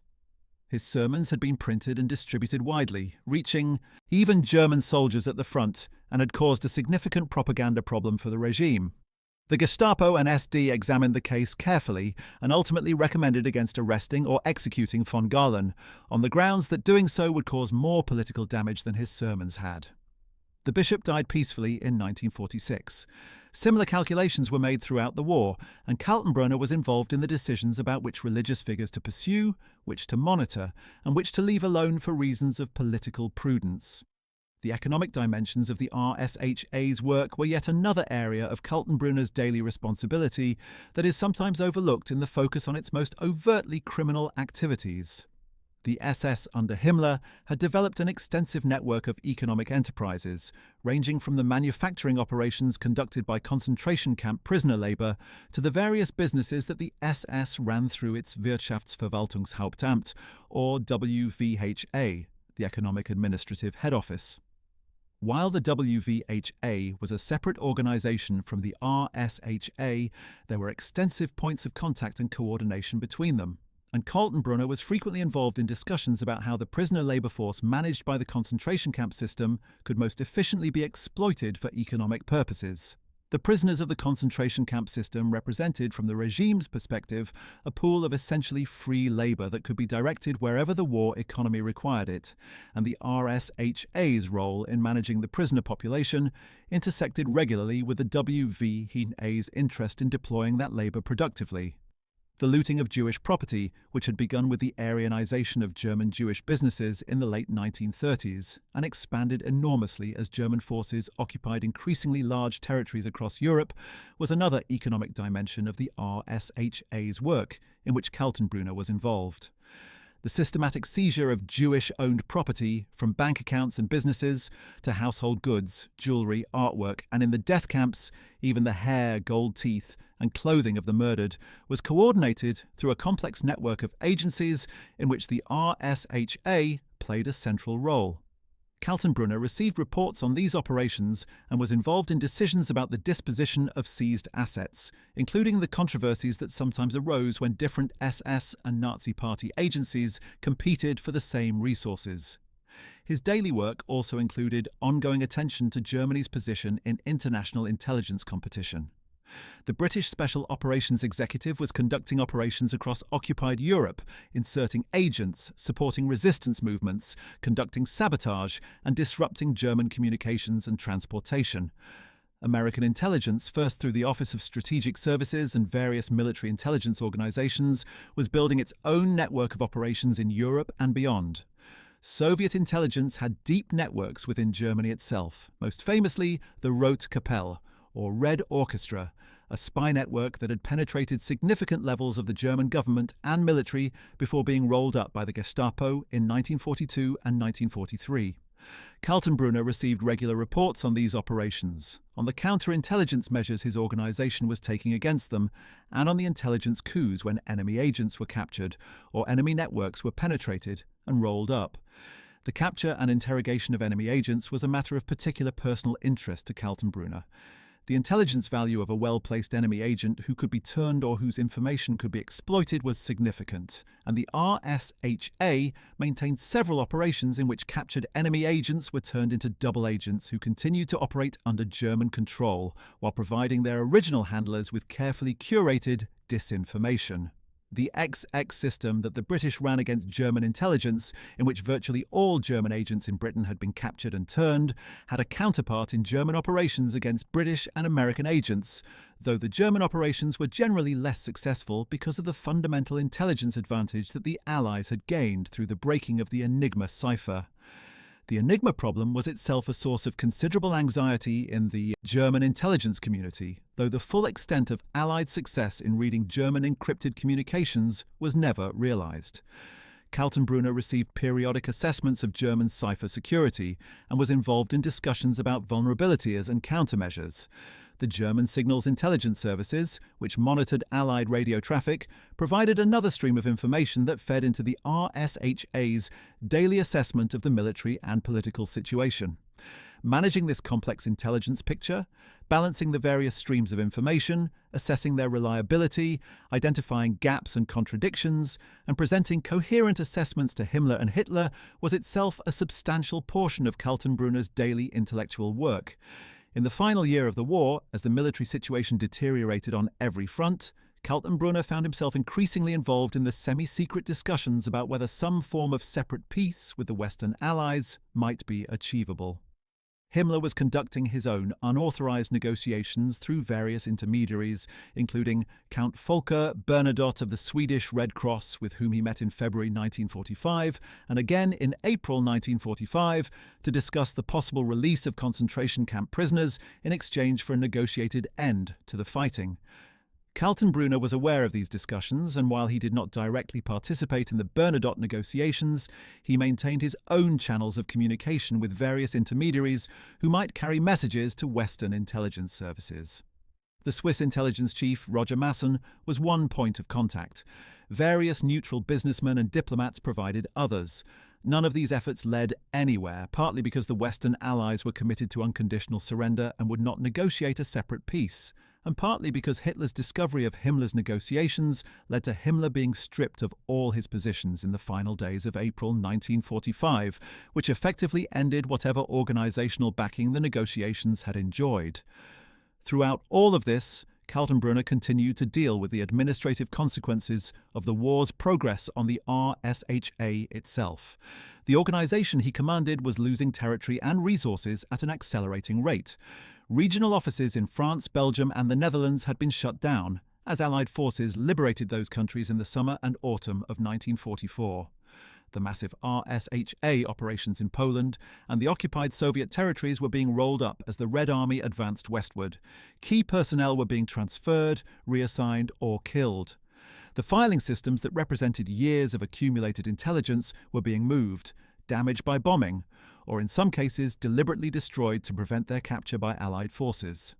Kaltenbrunner had to manage this organizational contraction while simultaneously continuing to run the operations that still fell within his remaining territory, an exercise in institutional crisis management that required constant attention and decision-making. He also had to manage the increasingly obvious reality that many of his senior subordinates were now thinking about their own post-war positions, rather than their current organizational responsibilities. Walter Schellenberg, the foreign intelligence chief, was already deeply involved in his own unauthorized negotiations with the Western Allies, using his intelligence contacts to try to position himself as a potential interlocutor who might have value in a post-Nazi world. Kaltenbrunner was aware of Schellenberg's activities and was ambivalent about them, not opposed in principle to exploring any exit from the catastrophe that was unfolding, but unwilling to authorize operations that might compromise his own position with Hitler or Himmler. The labyrinthine calculations of men trying simultaneously to serve a dying regime, protect themselves from future accountability, and navigate the uncertainties of what might come next characterized the RSHA's senior leadership in these final months in ways that must have been both exhausting and enraging for Kaltenbrunner, a man who prided himself on directness and had always operated most comfortably in a world where the lines of authority and responsibility were clear. His physical condition in these final months was not good. The prodigious drinking that had been a constant feature of his career was taking an increasing physical toll, and he suffered from what were described as circulatory problems and general health issues that the stress of his position and the deteriorating conditions of life in wartime Berlin compounded. He had lost weight and looked worse than he had in his prime. The photographs of him at Nuremberg show a man who looks significantly older than his 42 years, with a gaunt, exhausted face that still carries the deep scars of his youth, but now frames eyes that have lost whatever energy they once held. He had arrived at his moment of ultimate accountability, looking like a man from whom the certainties that had sustained him through his career had been comprehensively removed, confronted with the evidence of what those certainties had produced, and unable to mount a convincing defense against it. The Nuremberg trial itself was an experience that seemed to profoundly disorient him, not because he was surprised by the charges, but because the proceedings forced him to sit through days and weeks of detailed documentation of exactly what his organization had done, presented with a forensic thoroughness that he could not deflect or contextualize. He had spent his professional life in an organization that produced its own documentation, that recorded its actions in meticulous bureaucratic detail, and that created exactly the kind of paper trail that now appeared against him in court. The RSHA had been extraordinarily efficient at documentation, precisely because its work required coordination across many agencies and localities, and that documentation, preserved partly by accident and partly by the Allied forces' systematic effort to capture and preserve German records, provided the prosecution with an evidentiary base that was, in its totality, almost unanswerable. He underwent a significant psychological examination during his time in Nuremberg custody, as all the major defendants did. Psychologist Gustav Gilbert, who had regular access to the defendants and whose observations were published after the war in his book Nuremberg Diary, recorded his impressions of Kaltenbrunner. Gilbert described a man who was guarded, evasive, and resistant to any genuine engagement with the moral dimensions of the accusations against him, someone who could acknowledge factual realities about what had occurred while consistently deflecting any personal responsibility for them. Kaltenbrunner maintained throughout his imprisonment a posture that was not exactly defiance, since he was clearly aware of his position, but was closer to a kind of sullen defensiveness, a refusal to engage in the kind of reflection that might have led him toward genuine acknowledgement of what he had done. The question of what he believed in the private regions of his mind where no defense attorney or tribunal could reach is one that history cannot definitively answer. Did he believe in the Nazi ideology with which he had identified himself from his 20s onward? The consistent pattern of his career suggests that he did, at least in the sense that the ideology provided him with a framework that made his actions feel legitimate and even morally necessary rather than criminal. Did he experience anything recognizable as guilt? The evidence does not suggest that he did, or if he did, that he allowed it to reach any level of consciousness that might have influenced his behavior. He was a man who had made himself indispensable to a killing machine, who had risen to the top of that machine through demonstrated competence and ideological commitment, and who had operated it for 3 years with the professional dedication of someone who believed his work was both important and justified. Whatever internal conflicts such a career might theoretically generate, there is no evidence that they manifested in ways that modified his conduct at any point between his appointment in January 1943 and his capture in May 1945. What became of the people closest to him?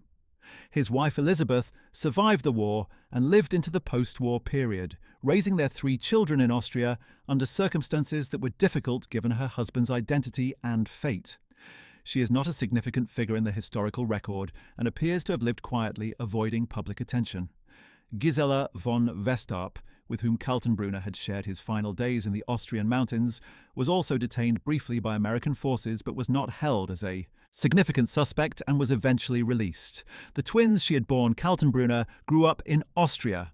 The children of senior Nazi officials faced a difficult inheritance in the post-war world, carrying their fathers' names and histories into a society that was simultaneously trying to reckon with the Nazi past and to move beyond it, an exercise in contradictory impulses that played out differently in each individual family. The trial of Adolf Eichmann in Jerusalem in 1961 reopened many of the questions that the Nuremberg proceedings had addressed, and Eichmann's testimony, while carefully managed by his own defense strategy, provided additional detail about the relationship between the Gestapo's Jewish Affairs section and the RSHA leadership under Kaltenbrunner. Eichmann described a working relationship in which he reported to Müller but had access to Kaltenbrunner on significant matters, and in which Kaltenbrunner was fully informed of and actively engaged in the deportation operations that Eichmann coordinated. The Eichmann trial, which resulted in his conviction and execution by hanging in May 1962, reinforced the picture of the Holocaust as a coordinated bureaucratic enterprise in which Kaltenbrunner's role had been central and indispensable. The historiography of Kaltenbrunner has been somewhat overshadowed by the more extensive literature on Himmler, Heydrich and Eichmann, partly because his relatively short tenure at the RSHA, 3 years compared to Heydrich's 6 years of building and running the organization, makes him a less prominent figure in the institution's overall development. But the importance of his specific tenure to the Holocaust's final and most destructive phase is beyond serious dispute. More Jews were killed in the years of Kaltenbrunner's leadership of the RSHA than in the preceding years, a consequence partly of the escalation of the killing operations and partly of the opening of new fields of victims, including the Hungarian Jews, that his organization managed with its characteristic efficiency. The murders of 1943, 1944, and the first months of 1945 occurred under his operational leadership, and the organizational framework that made them possible was one he inherited, maintained, and in many respects intensified. His case also raises fundamental questions about the relationship between professional competence and moral responsibility that remain relevant long after the specific history of the Third Reich has receded into the past. Kaltenbrunner was, by any objective assessment of the evidence, a capable administrator. He managed a large, complex organization effectively. He maintained productive relationships with subordinates who were themselves formidably capable in their own right. He kept Himmler and Hitler informed and satisfied. He navigated the bureaucratic politics of the Nazi state with sufficient skill to maintain his position through 3 years of military deterioration, internal purges, and institutional chaos. All of this required real ability, and the ability itself poses a moral problem. How do we understand the relationship between organizational capability and the catastrophic purposes to which it was put? The answer that history proposes is not a comfortable one. Capability and moral judgment are separable. A man can be genuinely good at running an organization whose purpose is evil, can bring intelligence and dedication and organizational skill to the task of mass murder, and can do so without any evident sense that his capabilities are being perversely applied. Kaltenbrunner's career demonstrates this with depressing clarity. He was not a failed human being in the narrow psychological sense of someone overwhelmed by impulses he could not control, or a victim of circumstances that forced him into evil against his will. He was a functioning adult who made choices, including the choice to join the Nazi movement and to serve it with his best abilities throughout a career that included the full knowledge of what those abilities were being used to accomplish. The RSHA building on Prinz Albrechtstrasse in Berlin was severely damaged by Allied bombing near the end of the war and was demolished in the 1950s. The site stood as an empty lot for decades and is now occupied by the Topography of Terror, a documentation centre and outdoor museum that uses the preserved foundations of the former Gestapo headquarters as the setting for a permanent historical exhibition about the crimes of the Nazi security apparatus. Visitors walking through the exhibition pass over ground where Kaltenbrunner walked, in a building whose functions he directed, and the permanent documentation of what those functions involved confronts them at every turn. It is one of the most honest confrontations with the reality of bureaucratic evil that exists anywhere in the world, and its existence directly above the ruins of the institution that Kaltenbrunner led is fitting in a way that transcends simple historical irony. And when you look at the photographs of him, the tall man with the scarred face and the heavy SS uniform, and the expression of someone who has decided to present himself as a subordinate instrument, even when the evidence shows him to have been very much an agent of his own choices, it is worth holding both things in mind simultaneously. He was a real person, not an abstraction, not a symbol of evil, but a human being with a childhood and a family and a professional career and a set of convictions that felt to him, apparently, as genuine and as worthy as the convictions of anyone else. And he used all of that human reality, the intelligence and the determination and the organizational skill and the professional commitment to do something that the rest of human history has no difficulty in characterizing. He was a mass murderer who signed papers. He was an administrator who oversaw genocide. He was a man who went to work every day and did his job. And what he did all day was this. There is one final dimension of Kaltenbrunner's daily existence that deserves attention before we close. And it is perhaps the most humanly puzzling of all, his apparent normalcy in context outside his professional role. The men and women who encountered him in non-professional settings, at social occasions in Vienna, at family gatherings in Upper Austria, in the mountain communities where he had grown up and to which he periodically returned, describe someone who could seem, in those contexts, like any other large, opinionated Austrian man of middle age. He enjoyed hunting, a common leisure pursuit among Austrian men of his background and era, and spent time in the mountain landscapes he knew from childhood. He could be convivial at the table, was apparently capable of warmth toward people he liked, and maintained genuine friendships over the years. The cognitive distance between this social personality and the man who signed death warrants every morning is not something that can be bridged by simple psychological categories. It requires confronting the uncomfortable reality that the capacity for ordinary human warmth and the capacity for organized mass murder are not mutually exclusive, that they can and do coexist in the same person, operating in different registers of the same life without ever producing the explosion of contradiction that our moral intuitions tell us should occur. Ernst Kaltenbrunner lived with that contradiction for years and apparently never found it troubling. That, in the end, may be the most important thing his story teaches us.